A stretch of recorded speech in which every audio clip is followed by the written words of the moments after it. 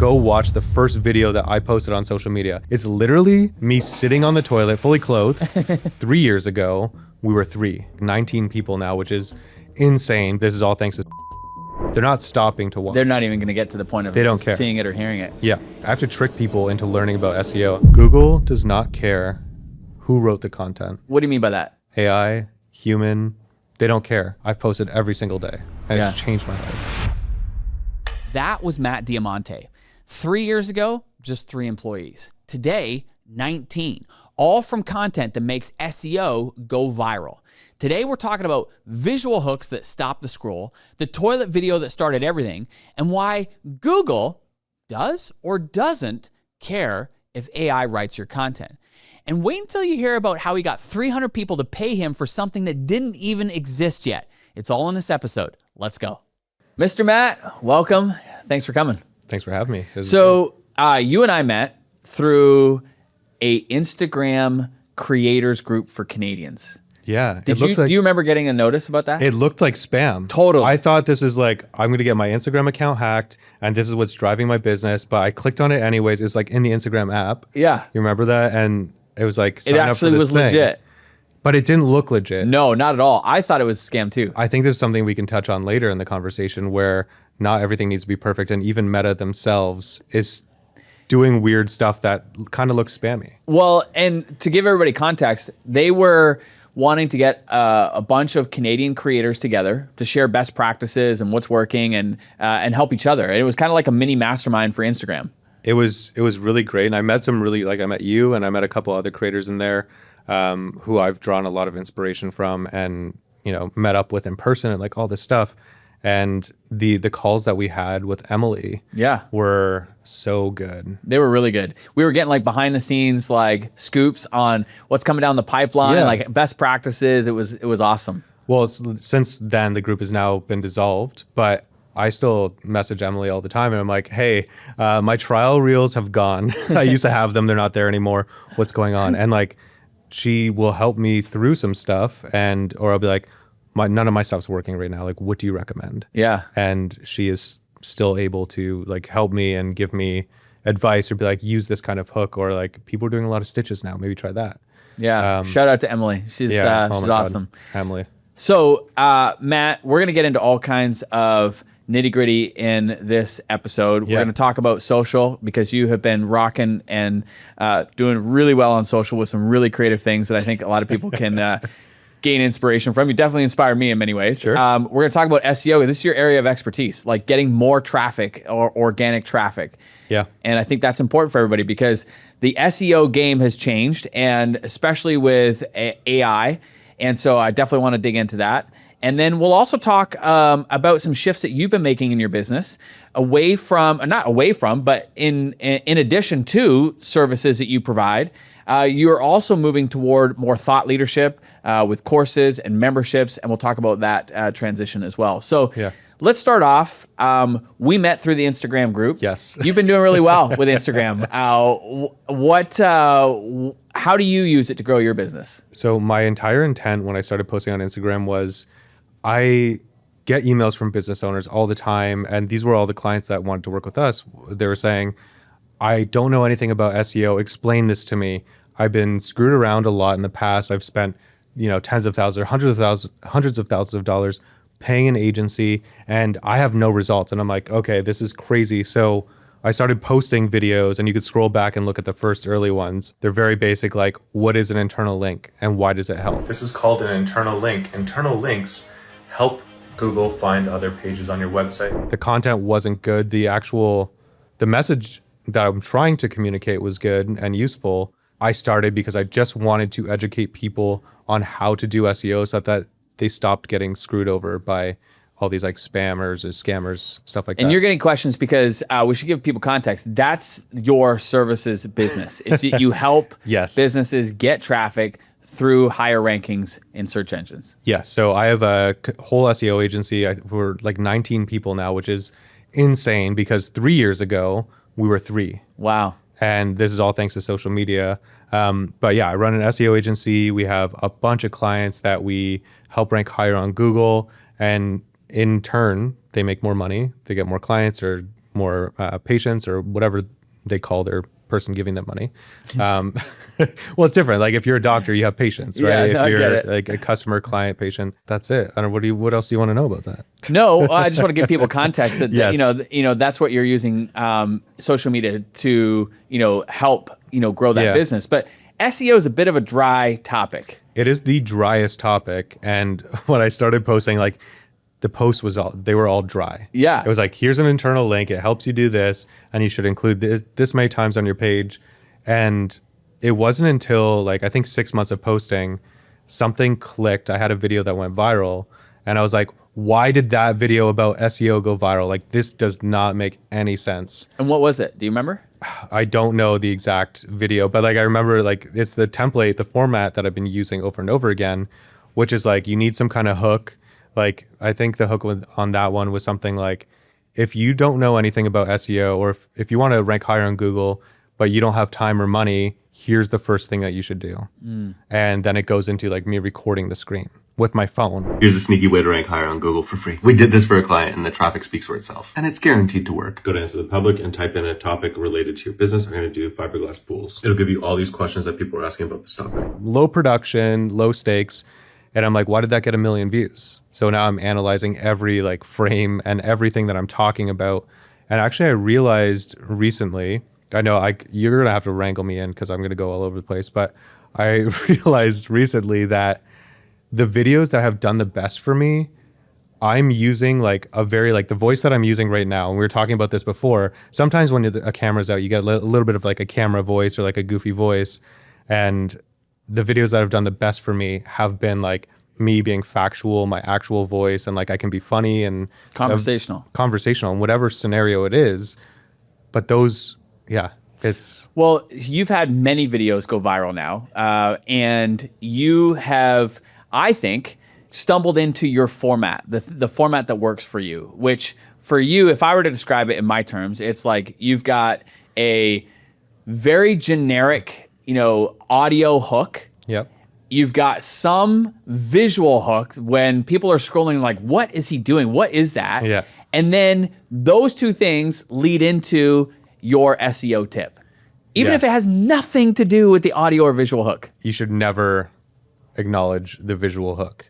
Like if you're going down a water slide, don't even mention the water slide. Let's give people some examples. Yeah. So what are some of your visual hooks that you have used that have done really well? Hey, Matt's about to break down his exact content system, the visual hooks, the SEO strategy, all of it. And if you're watching this in the car or at the gym and you can't take notes, don't sweat it. Get it? Anyways, I've got all the tactics from today in a free resource kit. It's all linked up in the description. So just follow along, grab the notes later.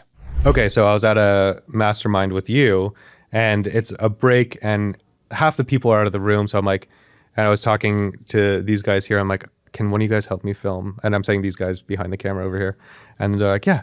So I'm like, I'm going to go underneath this table and I want like what's that called? Bunting? The curtain? Yeah, the table on curtain. the table. I want that over my head a little bit and I want to have my laptop on the floor and I want people behind me. So I talk to the people. I'm like, do you guys mind if I crawl under this table? And like, I'm not facing like under, I'm like facing away. And you don't need to do anything, just act normal, but you're going to be in the video. They're like, yeah, sure, no problem. So they're just chatting behind the table. Chatting. Yeah, and then you're under the table. You've got like the table curtain hanging over your head, and you got your laptop out. Yeah, and then I just like they come up and like, Matt, what are you doing? A lot of people don't know this, but you can force Google to rank your site. All you have to do is go to a site like Answer the Public, type in a brand, product, or topic that is about your business, and then scroll down here and you'll see a bunch of questions that people are asking about that topic. I'm in a weird situation under this table. There's people around. And so that's the audio hook. It's just, hey, Matt, what are you doing? Yeah, it's like the audio hook kind of goes with the visual hook at the same time because people are like, yeah, what is he doing? Yeah. And then it's like, oh, I was just thinking about how, and then I go into the SEO tip, like how if you go to this website and type this in, that'll give you these questions, and these questions, if you answer them, that'll help you show up higher on Google and all this kind of stuff. And then it kind of zooms out and it's like, wow, he's really underneath the table with people talking around. There's name tags, like there's a whole situation happening. And people hearing this be like, Matt, that has nothing to do with what you're doing. Why do you think that works? So we're competing, and I say we, like you and I, as marketers, we're competing with like dry topics, although like I would argue like making money is not a dry topic, right? But we have to find ways to compete with all the other content in the algorithm in people's feeds to get them to stop and watch ours, because there's a lot of stuff that's stopping them that's just pure entertainment or stupid videos or whatever. And I want to show up, I want it to seem natural, like I'm in that feed. It's not just me talking, although I do some of that as well. You have to mix things up, but it's not just like, here's a bunch of information. It's like, I have to trick people into learning about SEO. And then when they get it, they're like, oh, this is actually so easy. That's a really good idea. I'm going to go do that on my website now. But if I just gave that tip, they're not stopping to watch. They're not even going to get to the point of They don't care. seeing it or hearing it. Yeah. And you use all kinds of visual hooks. Some of my favorites of yours, one was at a wedding. Explain that one. So I was at my cousin's wedding, this is a couple months ago, and I knew I wanted to do a video there. And I had talked to like a third cousin, and I was like, hey, you have a couple businesses. Like, can I ask you questions about, SEO, and you can tell me what you're doing, all this kind of stuff. She's like, yeah, sure. And then she went away, and I never saw her again for the rest of the night. And like I was like kind of waiting around. I was mic'd up, and my wife's like, why don't we do a video where I just ask you like, Matt, do you have anything to say to the newlyweds? Yeah, actually I do. This is advice that I got when I got married, and it's been invaluable. Stop guessing. Actually look up keywords that people are using on Google and write content using those keywords. That is the trick to ranking on Google. and yeah, it just like catches people off guard. I have a wedding this weekend. I'm going to do something there as well. But the thing at a wedding, which Stu, you can't be the center of you can't take away from, the bride. Yeah. You can't take away from the moment. So you have to find like these like hidden times, but in public. So there's other people around. And I want to talk about the fact that you are not afraid to push the boundaries a little bit. I saw a recent clip of yours where it was you took a clip of a girl that said, butt or boobs?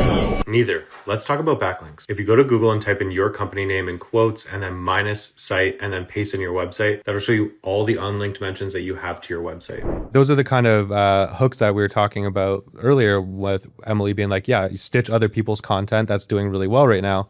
And you see other people do that kind of stuff and you're like, oh, I could actually use that clip and do my own version of this and, make it completely different. But just if I see a video and I'm like, oh, I can add something to this because stitches are huge, right? And like you're using somebody else's hook, like they've already done the work for you. If that video has like 20,000 or 100,000 likes, you're like, okay, well, that's an easy way for me to get past that first 3 seconds. right. When you're approaching, creating a new video, how do you begin thinking about it, given that you're looking for that visual and auditory hook? I have to be in a situation. So my wife and I we just did 2 trips. We were just in Amsterdam, then we were in Boston. And even like I've been walking around Toronto with you, Stu, and I just look for things that I'm like, that's such a weird thing. Like, why is there a statue with 2 bunny heads or rabbit heads, like, but there's human bodies on this bike and there's a third seat with nobody on it? I'm like, I need to sit on there and give a tip. So it's like, it's weird enough that people are like, Matt, what are you doing? I'm just thinking that if you go to Reddit and you create an account using your actual business name as your username and then start answering questions related to your business in your community, that you'll get a ton of free work and you'll help a ton of people for free. what is going on here, right? I know that sounds simple and maybe stupid to some people, but it's breaking.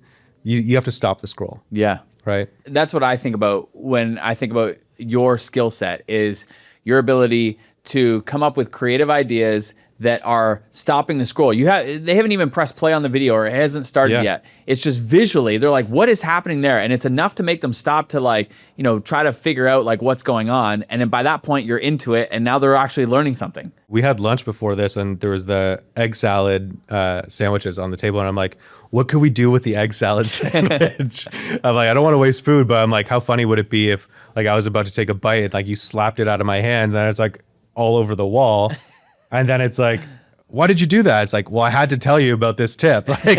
Like you had to do this before you choke because you were going to choke how good it is, right? That's the other thing that I've learned about you is that like the visual hook is one piece. And then you always typically have, 3 or 4 easy transitions. Oh, well, I was thinking about, and then boom, you go into your tip. Or, it's an easy transition. Like, don't overthink it. That's what I've learned from you in terms of that. So I have 3 or 4 that I keep coming back to because they work. But those get stale over time and people feel like they've already seen that video, even if I'm in a different scenario. But the ones that you don't see are like the 100 other ones that I've tried that haven't worked as well. And so then you go into your tips. And the other thing that I've learned about you is that every tip is not brand spanking new. There's like, you are rotating through, a library of very useful tips, Yep. but you're just coming into it from a different angle. Well, there's only so many things you could talk about, like whether it's like memberships or whether it's SEO or Facebook ads or whatever. There's only so much you can talk about. So you have to frame it in different ways, because I'm sure you've learned this at some point. People all learn differently. You're right. Right. And like if a video, gets 100,000 views and it reaches a person because like I'm sitting on that weird bike, or if it gets 1 million views, like people are learning a different way or being able to like connect it in their brain differently because of the visual, all right? Or because of the example I'm using, or because of whatever it might be. So what recommendations would you give for people to create highly compelling content that gets shared and views? Take more swings. So what I mean by that is post every single day, post 3 times a day, and keep trying different things until something works. Yeah. And once something works, do more of that. That's literally the formula for everything marketing. Right. Right? You have a campaign that's doing really well. You're not going to restart it. Like the next time, you're not going to start from scratch. You're going to be like, okay, this did well last time. I'm going to do more of that, or I'm going to try a variation of that. But I can always come back to that thing. Yeah. So that's it. One thing that I learned from you was to keep it tight. We Yeah. were creating some content together, and you're like, great, that's a good first take. Now let's do it again, and let's tighten it and try to cut it in half. Yeah. So you want to cut as much dead space out. And like, this is for me. This is like what works for me. Like my wife does content that like she literally, so do you know those, what are they called? Smart Sweets. They have like gummy worms and all this kind of stuff. So she sits on the couch. It's like almost like a cigarette. She has a gummy worm in her hand and she's complaining about this season of Survivor because it seems like they're at like a resort, right? There's like manicured grass. They're not in the water. Nobody's wrestling around anymore. It's like easy, right? People aren't complaining about, oh, I don't have food. None of that. So she does like these 3-minute rant videos that aren't cut, or they're very like lightly cut, but there's space in between, right? And those are getting like 100,000 views. Right. And I'm like, okay, so now I'm realizing you just have to be good at storytelling. Not be good at, but get good at storytelling if you want to have more like pauses in it. Because you just did a video where it got what, 3, 4, 5 million views? 4 million, yeah. That's crazy. Because like I started watching, I was like, oh, okay, this is all one cut. Like, how is Stu doing this? And you are taking like moments and pauses, not long pauses. And I cut all the pauses out of my stuff because I can't put a sentence together apparently. But your video was so good, and I'm like, this is so compelling. And that kind of showed me, like, I'm learning from you, like, it doesn't need to be cut out all the ums, ahs, pauses, although I don't think you ummed or awed in there. There was a couple pauses, and it was great. You make a really great point, which is like, create a lot of content and you'll start to find your style. You have found your style, which I think is really important. And once that you have found that style, it's like, okay, I'm leaning in and I'm doubling down on it. Double down on it, but keep trying other stuff at the same time. Because like the only reason why I found this style is because I had something else that was working that stopped working as much. And then I'm like, I need to mix that up with other things, or have my wife filming me or catching me in like a compromising position, or calling me a genius while I'm trying to fill up a Tesla with gas, right? Like just like trying to come up with these different ideas, or pulling like my laptop out of the dryer, right? She's like, oh, I'll give you $50 or $100 if you can do this in 30 seconds. And I'm like, okay, put the laundry down and pull my laptop out of the dryer. Like, why is it in there? So people start asking questions. There's definitely a style, but the style today is going to be different than the style like 6 months or a year from now. But the only way you can do that is by continuously doing that, right? Yeah. Creating new content. Shifting gears. Yeah. Your expertise is around SEO. You help businesses get a lot more traffic organically through SEO. But the SEO game has changed because of AI. And now, and I don't know the exact stats, but my back of the napkin memory tells me that now the average number of click-throughs on page 1 of Google has dropped dramatically because people are getting the answer they need in the AI generated response that typically shows right up near the top. Yeah. So the whole AI game has changed because now also people are doing a lot more searches in ChatGPT as an example. So I want to get your thoughts on this. How can we get more organic traffic using SEO when the whole SEO game seems like it's being flipped upside down? Okay, so there's a whole bunch to unpack there. First, a couple myths, like you're saying, more people are using ChatGPT and less people are using Google. That's not true. It's like it's a different way that people are using search. Like people will go and like ask a full question or give a scenario to ChatGPT, but they're still going to type in best restaurants near me or like, dentist near me, like anything like that. Or if they're looking for a specific product, like they're going to go to Google for that. So it's like it's a new way that they're using search, but it's additive at this point. That might change in the next 6 months or a year, but right now it's So it's additive. not either or, it's in addition to. Yeah, 100%. And then now Google also has like their AI mode and, all the search and stuff like that that's happening there. But we're still seeing, even though there's the AI results, it's the same stuff that happened with rich results. You remember those, like where it's like gave you the answer right at the top? It wasn't AI, but it was like, here's the snippet from that site. That actually ended up driving a lot more traffic to websites despite showing the answer there. And we're seeing the same thing with AI results. Interesting. It's still driving more traffic. So it's you want to be in the AI results because that's driving a lot of traffic to websites. It's people who are like, oh, I'm blocking AI from crawling my website. Like, why would you do that? They're going to be recommending you. And we're still like in the infancy of AI search, Yep.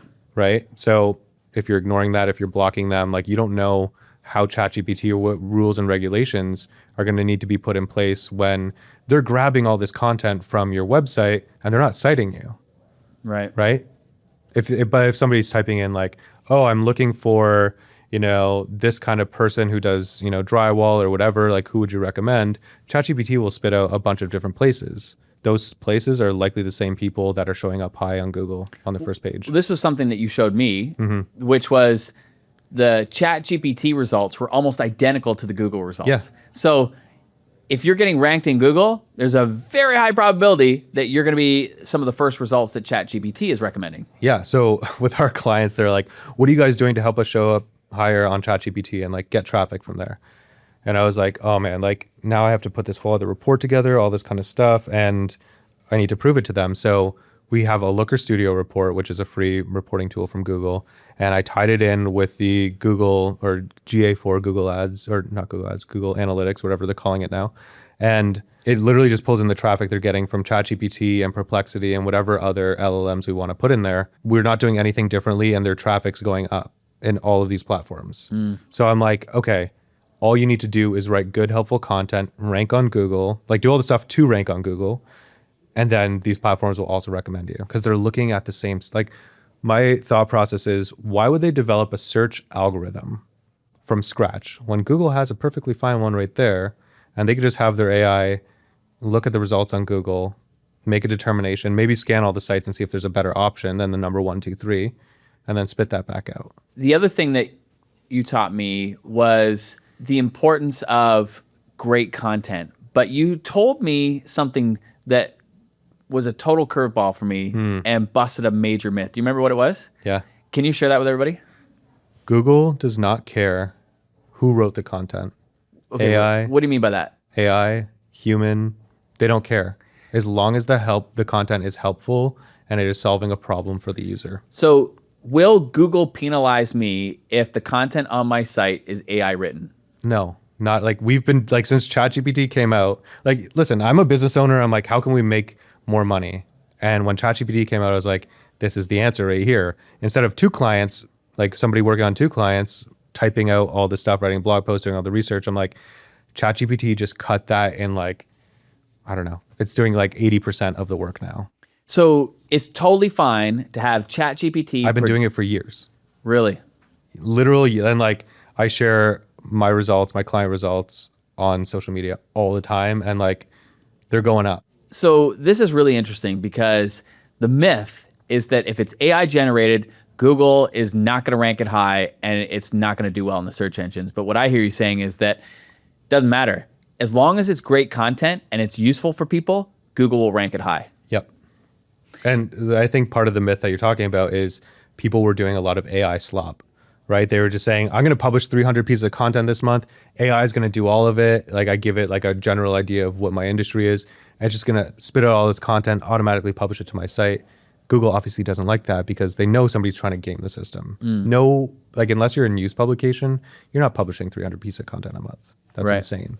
But the good news for all of us is that we can use tools like ChatGPT and Claude Yep. to produce great content, like useful, valuable content based on the things that we teach and that, you know, are going to serve our audience.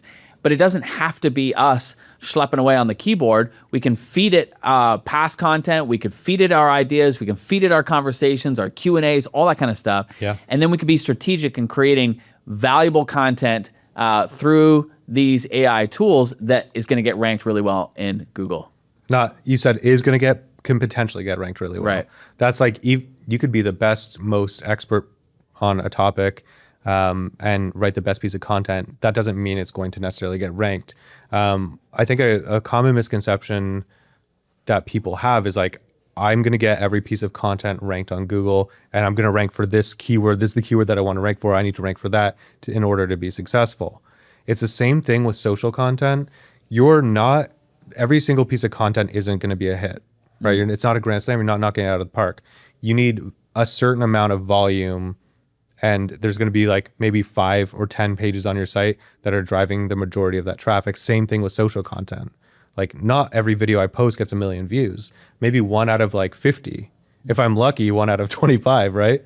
And those also might be generous, but like for our clients, we see if they're doing really well, it's a handful of pieces of content that are bringing in that traffic. And are there best practices that we should follow and instruct AI to be able to produce these high quality articles? Yeah, so I've been using a prompt recently that has been outputting an insane amount of good content. The whole goal of SEO is to solve a problem for somebody. So if they're looking for information like, what's the best dog collar for my dog for fleas, the flea collar, whatever, or are they useful?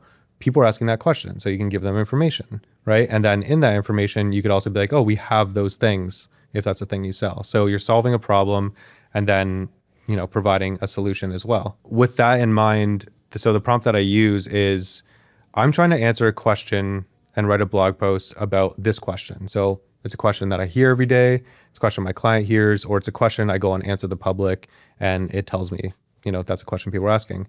So I say, I want to answer this question. Ask me any questions you'd need to know the answer to in order to write a truly helpful, unique blog post that showcases my expertise, experience, case studies, opinions, all of that stuff. And then now ChatGPT is doing the work. It's asking me all these questions. I pull out my phone on voice on the same conversation. I don't even have to type anymore, right? And then I just read it on the screen, answer all these questions, hit mute, and then it writes me this blog post, right? Based on the questions that I answered. So it's using my expertise, it's being helpful, it's unique content, it's real world examples, and it's writing this piece of content in 5-10 minutes. Yeah. It's insane. So how often do you recommend that people publish new content? 1 to 2 times a week. Okay. For our clients that pay us the most, we do twice a week. And I know it's like, wow, you're only doing 2 times a week. It's like, that's all you need. And the content I just heard you say is based around questions that people are typically going to ask. And you're like, you can get those questions from a whole bunch of different places. But even if you're at a loss for where to get the questions, answerthepublic.com is a great resource. Yeah, just type in the thing that you sell. Like I have a buddy who sells hot sauce. Type in hot sauce and it gives you a whole bunch of questions. Is hot sauce low-cal? Is it sugar-free? Is it this?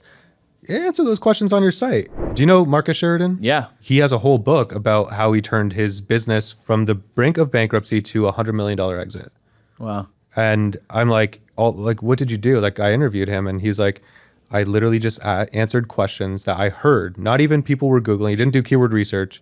People were asking me these questions on a daily basis on sales calls. And I just went home, put my kids to sleep, whatever, typed on my laptop on my kitchen counter and answered these questions. And that blew up his entire business. It blew up his world. Yeah. Well, I think it's pretty clear. Best practice, 1 to 2 articles a week. And the articles can be based around questions that your audience is asking. Use the prompt that you just served up on a silver platter, and bada bing, bada boom. Those articles are being written for you.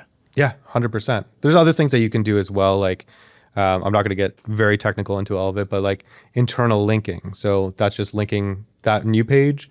You're linking to other resources on your website that are relevant to that piece of content, which helps Google and helps AI find all your pages on your site. Yep. Because if you bury your page, Google's going to look at that and be like, wow, this page is really hard to find. They must not care about it. I'm not going to show it in the results. I want to shift gears. I want to talk about shift that you've been making. You talked about your agency. You've grown it from 3 people to 19 people in the last 3 years. But another shift that you've been making is moving toward more thought leadership, producing courses and memberships. Why are you doing that?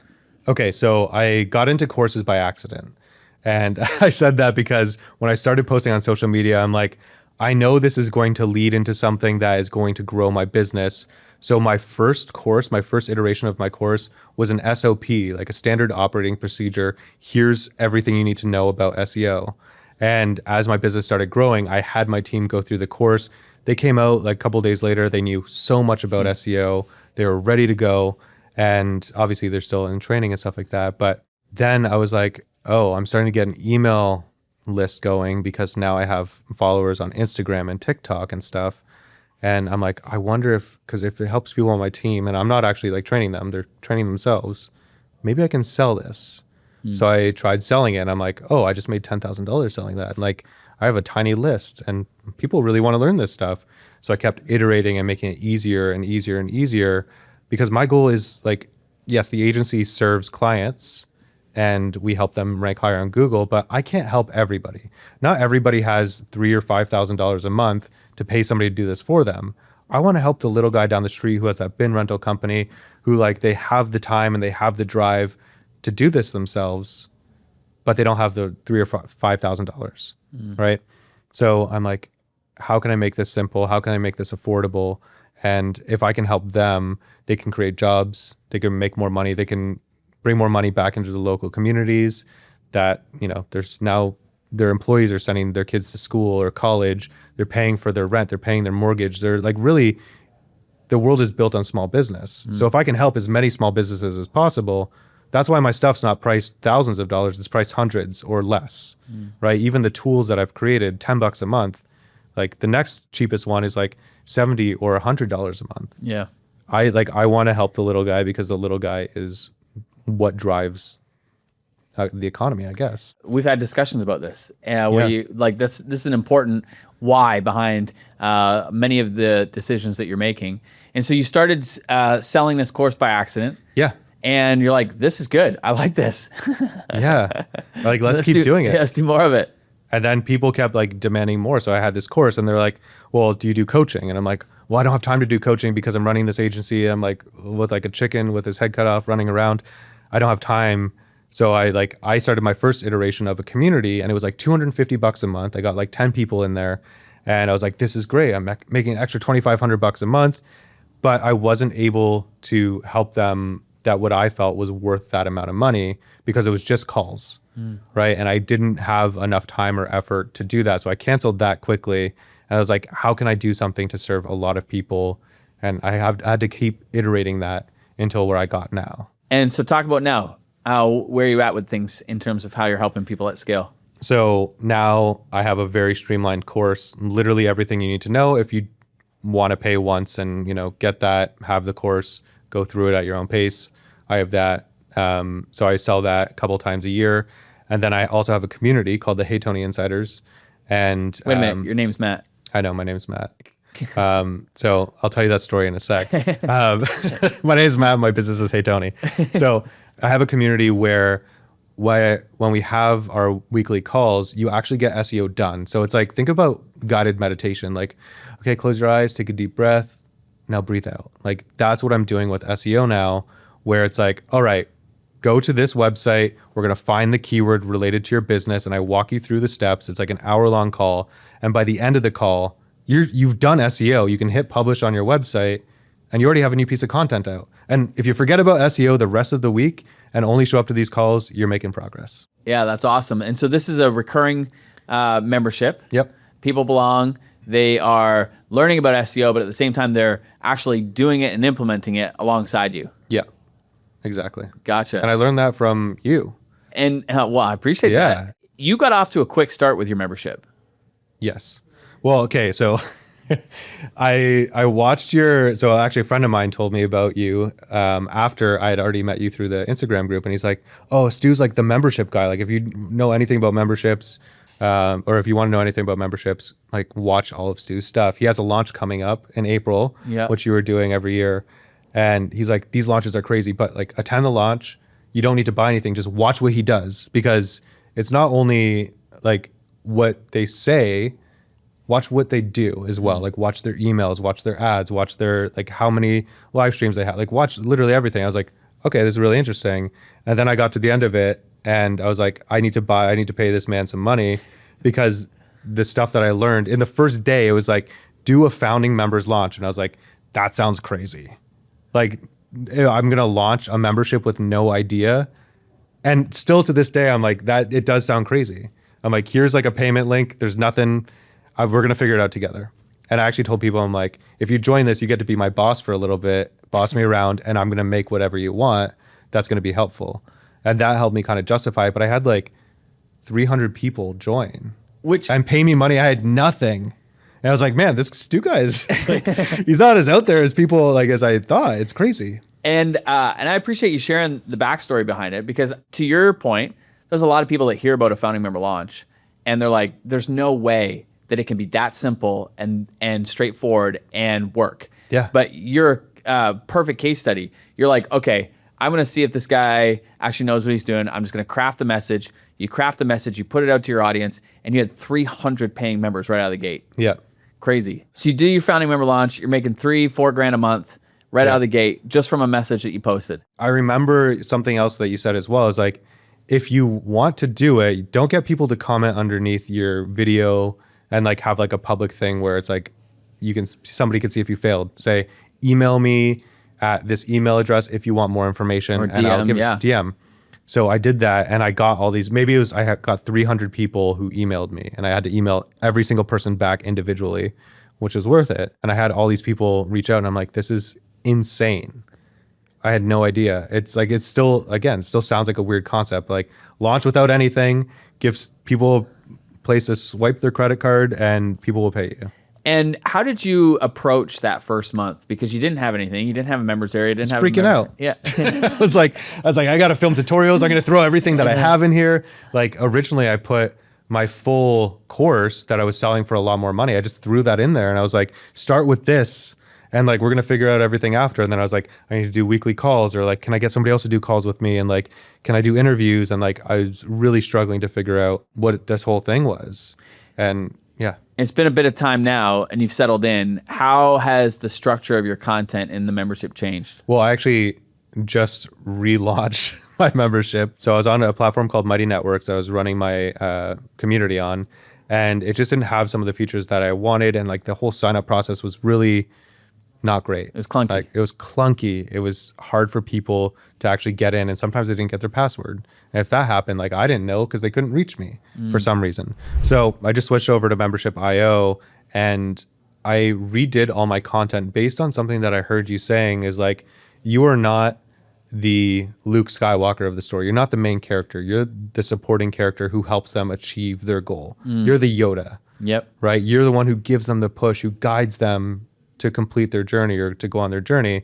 And I was like, man, okay, I can't have all of my step-by-step tutorials because it's like 5 or 6 hours of stuff, and people might not need all of that. I know they don't need all of it. I refilmed like all brand new content, and I gave people levels so they answer questions on their way in. And like level 1 is like, I don't even have a website yet. I'm still setting it up. It's like, okay, cool. Here's the stuff that you can do at that. It's like 3 videos or 4 videos. Total length of the videos is 12 minutes. Yeah. You can make progress after each one of those videos. Then the next ones are like, I think it's another 12 minutes, level 2, and then like 15 minutes, and then 30 minutes. Like it's get results. You don't need to know all of this other stuff. It's like very streamlined. I want to just pause here for a second, because I think what you're doing is really, really important for people to hear, because you're personalizing the experience. Not every member coming in is the same. And P.S., that's how 99.9% of most memberships are set up, is they just treat everybody the same. And somebody who is new to SEO compared to somebody who's got experience with SEO are two totally different people. Yeah. And if you try to give the same experience to everybody, then the beginners are going to feel overwhelmed with the advanced content. The advanced people are going to feel underwhelmed with the beginner content, and you end up losing everybody. Yeah. So you've done a major shift, which is really powerful, which is you've personalized the experience. It's like, hey, let's find out about where you are, and then I'm going to recommend that you watch these videos that are good for you right now. Yeah, and once they complete the videos, they already automatically get to level 2. Yeah, and they get a little achievement as well. And they feel like they don't feel like it. They are making more progress. They are making progress. And that's the biggest thing. And we've talked about this before. People will buy a course and never log in, or they'll log in and watch like the first couple videos and, maybe not come back to it. I want everybody to go through all of this stuff and like spend 10 minutes a week or an hour a week and get SEO done. Yeah. And get results. What advice would you have for people when it comes to selling digital products as a whole? Launch without it being finished. Like not just a founding members launch. I was just talking to Mike, who was on earlier, and he's like, I was very obsessed with getting everything perfect. And I was just telling him I'm doing this campaign right now. And I'm like, I launched it Monday at like 5 o'clock or something like that. I'm spending $2,500 a day on ads. And like last night, so this is like a couple days ago. So last night I was like, oh, I'm reading the comments on the ads. People don't know what time the event is at, because I just put the days that the event is on. I didn't say like it's at 1 p.m. Eastern. So I went through all of my, I built out separate landing pages for depending on, this might be too much information, but depending on the platform. So if it's Facebook ads, I know those conversions are coming from Facebook ads. And I went through and added at 1 p.m. daily to those landing pages. I have more sales today than I had yesterday because of that one small change. Right. And my cost per conversion's down. I'm making more. It's crazy. Well, and to that point though, you don't have to get it right. You just have to get it going. Get it going. Perfect is the enemy of progress. Is that it? Great is the enemy of good. Something like that. Good is the enemy of great. Yeah. But it's trying to be perfect is the enemy of progress. Just launch something. Go watch the first video that I posted on social media. It's literally, and I'm not joking, me sitting on the toilet, fully clothed, and standing up, and it's almost like a message to myself. The most important thing you do for your business today is to create a piece of content and post it. I don't care if you're cooking, you're watching Netflix, you're taking the dogs for a walk. As soon as you have a moment of inspiration, you should be capturing that and posting it to the public. Start making content every single day. And looking back and saying that right now, I'm like, that was a message to myself, because since that day, I've posted every single day, and it's changed my life. Well, dude, you've been an absolute machine. I've learned so much from you, been inspired, a variety of different ways, creatively for sure. Yeah. But also just the guidance that you've given us on the SEO side has really helped. And I was sharing with you earlier the traffic that's starting to come in, and it's starting to compound and build now, which is really, really exciting. So as we wrap up, what advice would you give for entrepreneurs out there who are wanting more traffic? You've mastered it from the social side, you've mastered it from the organic side, and I know behind the scenes you started to really get things dialed in on the paid side too. So from a traffic standpoint, this is what all entrepreneurs want more of. What final thoughts would you have for people around that? Make sure you have consistency and patience. Literally, that's it. Just as long as you're doing the thing, whether it's SEO or social media or anything, if you show up and you do it consistently and you have patience with it, you will see results. It might not be in a month, it might not be in 3 months, it might be a year. But everybody who quits, you're going to be ahead of them, right? Does that make sense? It does. It does. And, it speaks to what you said earlier, which is stay consistent, keep going, volume, and then pay attention. When you do start to see that certain content is taking off, ask yourself why, and try to, ask how you can rinse and repeat. Matt, this has been great. We're going to wrap up because I'm going to ask you where people can go to connect with you more. And that'll lead into why your company's called Hey Tony and when your name is Matt. So if you go on any platform and type in Hey Tony or Matt Diamante, I'm sure the name's in the show notes somewhere, you will find me. Why the business is called Hey Tony. I tell this story every single day, and watch me not be able to do it right now. So I used to live in Toronto. I had an office downtown. I'm going to lunch one day, and we passed these like big burly construction guys. Like their arms, like the guys with the arms like this big. And I hear the one guy go to the other, "Hey, Tony, you always know how to put a smile on my face." And I was like, what a genuine expression of emotion from somebody you would not expect. Like, hey man, you made me happy. You made my day better. You put a smile on my face. And I thought that's the kind of transparency and feeling I want my business to have with everybody it touches, our team, strangers on the internet, our clients. Let's all put smiles on each other's faces. And so you called it Hey Tony. Hey Tony. That's Yep. amazing. Well, I would highly recommend everybody go and check out your Instagram for sure. It is entertaining as well as informational. And that's at Hey Tony. And then your website, heytony.ca, is where they can find out information about SEO stuff. Yeah, absolutely. Awesome. Thanks so much, dude. Appreciate you. Thanks for having me. Hey, real quick, if you've built an audience, but turning that audience into consistent income still feels confusing or inconsistent, then you need to join us for the Audience to Income Summit. It's a live virtual event, and it's totally free, happening April 8th through the 10th. And we're bringing in top creators like Russell Brunson, Amy Porterfield, Jeff Walker, and more than 20 others who are sharing exactly what's working right now to get discovered, get paid, and to keep getting paid. Now, this is no fluff, just real strategies. So grab your seat for free at membership.io/summit. The link is also in the description. I'll see you there. That was Matt Diamante. Stop waiting for perfect, start posting, and take more swings. If this helped you, hit subscribe because we got new episodes every week. And if you want to see more of Matt's work, well, I put together a free resource kit with all his info, today's show notes, and his strategy for creating content that actually gets found. Just scan the QR code or grab the link in the description. Now, next week, we have Mike Indovina.